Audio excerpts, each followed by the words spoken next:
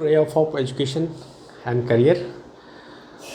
Please like, subscribe, and share this video for your own benefit.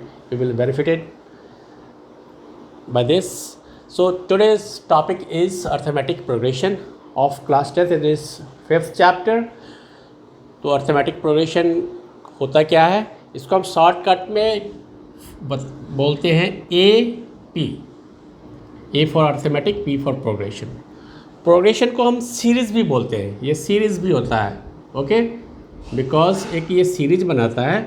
अब suppose series होता क्या है, series means like we से the number 1 2 3 4, it is series 2 4 6 8 7 8 9, like that. If you collection of number, you can write 1 3 5 7 or 2 6 10 14, or you write 1 3 8 14.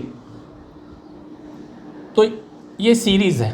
Okay, अब ये series अलग अलग type के होते हैं.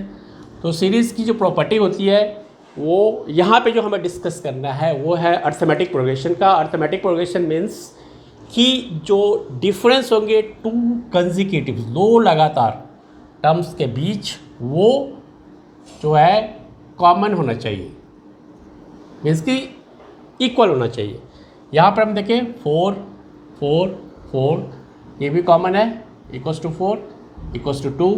यहाँ पे देखें हम 2 का डिफरेंस है, यहाँ पर 5 का डिफरेंस है, यहाँ पे 6 का डिफरेंस है, नॉट कॉमन. ओके, तो जब डिफरेंस कॉमन नहीं होगा तो ये AP नहीं होगा, ये AP नहीं होगा, ये AP होगा, ये AP होगा. ओके, तो ये अर्थमेटिक प्रोग्रेशन का मतलब कि कोई भी प्रोग्रेशन जिसको कि हम ऐसे लिख सकते हैं A plus D, A plus 2D, A plus 3D, like that. ये इक्वल डिफरेंस है हर एक टर्म के बीच, तो ये अर्थमेटिक प्रोग्रेशन कहलाया. तो अर्थमेटिक प्रोग्रेशन में हमें क्या मिला, ये क्या है यहाँ पर, ये है फर्स्ट टर्म. क्या है, ये है फर्स्ट टर्म.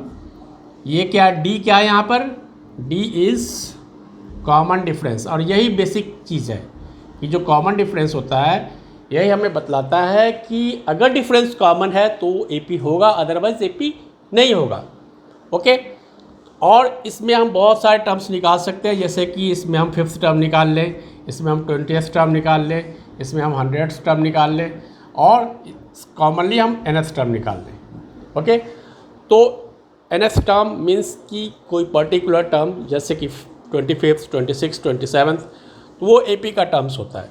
ओके, अब हम देखते हैं कि कैसे कैसे हम प्रोग्रेस करते हैं किसी भी AP में, कि AN कैसे निकलता है, इसका फॉर्मूला क्या होता है, उसका यूजेज क्या है. तो हमारे पास क्या होता है कि जो भी प्रोग्रेशन अगर हमें दे रखा होता है तो उसके हिसाब से हम फर्स्ट टर्म कॉमन डिफरेंस निकालते हैं. अगर नंबर ऑफ़ टर्म्स दे रखा होता है तो फिर हम उससे नंबर ऑफ़ टर्म्स निकाल सकते हैं, या फिर हमारे पास जो फॉर्मूला है AN equals to A plus N minus 1 into D. और ये जो फॉर्मूला है एक आया कहाँ से, ये भी हम अभी बताएंगे. इसमें ये फर्स्ट टर्म है, ये नंबर ऑफ़ टर्म्स होता है, और ये कॉमन डिफरेंस होता है, और ये nth टर्म मीन्स कि जो भी नंबर ऑफ़ टर्म्स होगा उसको हम निकालेंगे. अब हम देखिए A1 क्या होता है, हमारा A होता है. A2 क्या होता है, A प्लस D होता है. A3 क्या होता है, A प्लस 2D होता है. ओके, तो कोई AP हम लेते हैं. AP क्या बना हमारा, A1 A2 A3.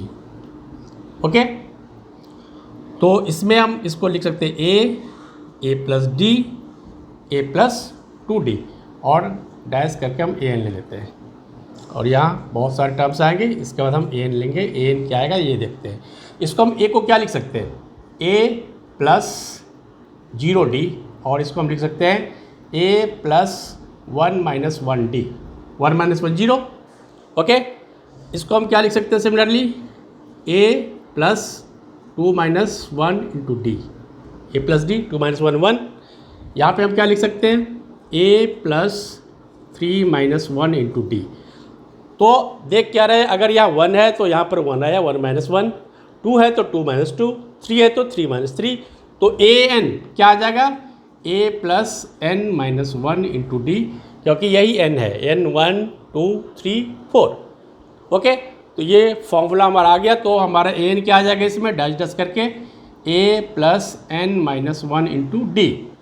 ओके, तो ये हमारा फॉर्मूला डिराइव हो गया कि nth term equals to a plus n minus 1 into D.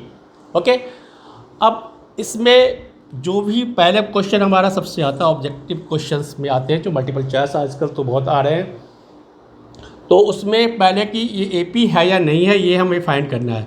जैसे कि 2 है 7 12 डैश डैश। ओके, 2 4 7, यस, इसमें ए पी कोई है या नहीं है, तो कैसे हम निकालेंगे ए पी है कि नहीं है, क्योंकि हम पहले देखेंगे ये कॉमन डिफरेंस, ये 5 है ये 5 है, तो ये ए पी होगा। ओके, ये हमारा 2 है, ये हमारा 3 है, तो ए पी नहीं होगा। ओके, तो इस तरह से हम इसको पहले निकाल लेंगे। अब हमें इसमें क्या क्या चीज़ें चाहिए, एक तो हमें चाहिए ए, एक चाहिए एन, एक चाहिए डी। एंड अगर एंड आ गया आपके हैंड में, इट मीन्स कि आप क्वेश्चन को सॉल्व कर सकते हो। अब इसमें आपके पास nth टर्म दे रखा हो, नंबर ऑफ़ टर्म्स से हमारा n निकल जाएगा, d दे रखा हो तो a निकल जाएगा। ओके, अगर a दे रखा है, n दे रखा है तो d निकल जाएगा। तो इस तरह से हम इस क्वेश्चन को अलग अलग तरह से मूव कर सकता है, इसमें पेपर में आएंगे मूव करके और उसको हम सॉल्व कर सकते हैं सिंपली। ओके, कोई doubt? I think you don't have any doubt. तो अब हम देखते हैं कि एक एग्जांपल लेकर के कि कैसे क्वेश्चंस को हम सॉल्व करेंगे, कैसे हम निकालेंगे इस फॉर्मूले को यूज़ करके। ओके, तो कोई सीरीज हम ले रहे हैं, सपोज करें कि हमने सीरीज लिया -3 0 3 6 लाइक दिस। ओके, और हमें इसमें से A17 फाइंड करना है कि A17 equals to what. Okay, तो कैसे निकलेगा ये क्वेश्चन, कैसे सॉल्व होगा, हमारे पास क्या है, हम गिवन लिखेंगे कि गिवन है हमारे पास क्या है, गिवन है हमारे पास A इक्वल्स टू -3, यहाँ पे D भी 3 है। हर क्वेश्चन में D कोई ज़रूरी नहीं है कि 3 होगा, कुछ भी हो सकता है। तो बेसिकली हमें अगर हम यहाँ कैलकुलेट नहीं कर पा रहे तो यहाँ से कैलकुलेट कर सकते हैं, यानी कि सेकंड टर्म थर्ड टर्म से। अगर यहाँ से भी नहीं पता चला तो थर्ड और फोर्थ से कर लेंगे। तो जो डिफरेंस क्या है इसमें, 3 है। Okay, now number of terms n equals to what, n equals to 17। तो an फाइंड हो जाएगा, यानी कि n17 equals to a plus n minus 1 into D. Formula हमने लगा दिया an का, और A17 n के जगह पर हमने 17 पुट कर दिया, a के जगह पे -3, 17 माइनस 1 इंटू 3, दैट मीन्स कि -3 प्लस 16 इंटू 3। तो ये अब सॉल्व हो गया। ओके, तो 45 आ गया आंसर। ओके, अब इस क्वेश्चन में ऐसे दे दे कि इफ़ an इक्वल्स टू 54 तो n इक्वल्स टू व्हाट। तो हम n की वैल्यू निकाल सकते हैं, कैसे, हम सीधा पुट कर देंगे 54 इक्वल्स टू a क्या है हमारा -3 plus n minus 1 into 3। Okay, अब ये आ जाएगा 54 plus 3 equals to n minus 1 into 3, ये 57 upon 3 equals to n minus 1। तो यहाँ से हमारा क्या आएगा 19 इक्वल्स टू n माइनस 1। तो यहाँ से आंसर आ जाएगा हमारा n इक्वल्स टू 20। ओके, तो n हमने फाइंड कर लिया, या फिर हम a फाइंड कर लेते। इस तरह से कुछ भी आएगा तो हम इससे simple an equals to a plus n minus 1 into D हम सीरीज से फाइंड आउट कर सकते हैं, सीरीज पता हो तो। अगर सीरीज पता ना हो, हमें कोई 2 टर्म्स दे रखा हो तो 2 इक्वेशन बना लेंगे, सॉल्व करके a और d निकाल लेंगे, और फिर n की वैल्यू डाल करके फिर हम सीरीज भी निकाल सकते हैं। ओके, इसमें एक और आता है दूसरा पार्ट जिसमें कि सम फाइंड आउट करना होता है। ओके, तो होता है सम टू n टर्म्स, SN। सम मतलब कि हमें सारे सम को, जैसे कि अब सपोज करें कि हम काउंटिंग लिखते हैं 1 2 3 4 5, तो 100 तक का सम करना है, तो 1 + 2 + 3 + 4 5 डैश डैश डैश 100 तक, तो ये आ जाता है। तो Sn निकालना, यानी कि इसको हम कहते हैं सम टू n टर्म्स,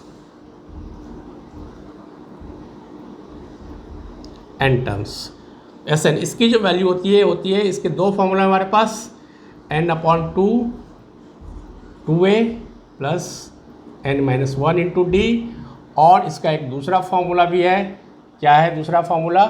कि Sn = n/2 a + an, या an कभी लास्ट टर्म दे रखा होता है तो एल भी लिखते हैं यहाँ पे, है ना। an के यहाँ पे हम एल भी कभी कभी लिख देते हैं, राइट। अब an की वैल्यू हम पुट करेंगे। an की वैल्यू क्या होती है? an = what? an = a + n-1 × d। तो अगर पुट करेंगे तो a + a 2a, n-1 × d, ये दोनों सेम फार्मूला है। तो हम Sn फाइंड कर सकते हैं। और Sn फाइंड करने के लिए सपोज सेम सीरीज हम कोई एक और सीरीज ले लेते हैं। जैसे कि हमने ले लिया कि 4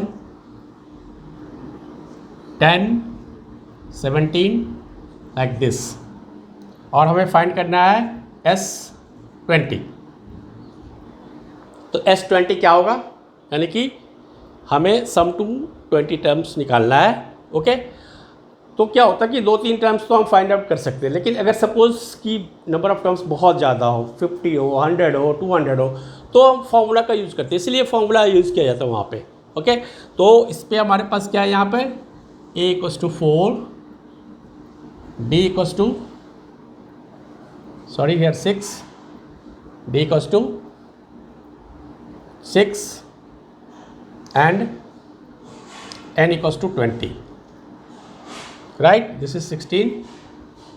Let me write it properly. This is 16, okay. Now put the value S20 = what? 20/2 plus 2 × 4 plus 20 - 1 × d is 6, okay. तो a पुट किया, d पुट किया, n पुट किया, जस्ट रिप्लेस करना होता है, इसलिए बहुत ही सिंपल है, ये बहुत ही डिफ़िकल्ट चीज़ नहीं है। हाँ, इसमें कुछ टिपिकल क्वेश्चंस होते हैं जो R.D. शर्मा टाइप के क्वेश्चन है RS के बाद, तो हम उनको फिर डील करेंगे, कुछ क्वेश्चंस को 3 और 4 क्वेश्चंस एग्जाम्पल में सॉल्व करेंगे, ओके। तो आंसर क्या होगा यहाँ पर हम डिवाइड कर देंगे। अगर ये नहीं कटने वाला होता, अगर तो हम इसको छोड़ देते, बाद में करते। तो ये क्या होगा? 8 + 19 × 6 and 10, 8 + 19 × 6 is 114, okay. So this is 10 × 122, so answer is 1220, okay. तो हम इसमें फाइंड कर सकते हैं Sn का, ओके। तो Sn दे रखा होगा। अब क्वेश्चंस अलग अलग टाइप के आ सकते हैं, क्वेश्चंस के टाइप अलग अलग हो सकते हैं, बट जितने भी अननोन होते हैं उतने हमें क्वेश्चन चाहिए, या फिर हम उसको सिंपली सॉल्व कर सकते हैं। तो क्वेश्चंस के जो टाइप्स होते हैं उसमें एक तो वर्ड प्रॉब्लम होता है, वर्ड प्रॉब्लम के अंदर में भी हमें सॉल्व करना होता है, और बाकी हमारे पास जैसे कि हमारे पास A7 दे दिया, A21 दे दिया, 2 वैल्यू दे दिया, ओके। तो हम 2 इक्वेशन फॉर्म कर लेंगे। a + 6d = कुछ दे रखा है, सपोज करो कि 17 दे रखा है, और ये दे रखा है कि a + 20d = कुछ भी ले लेते हैं, ओके।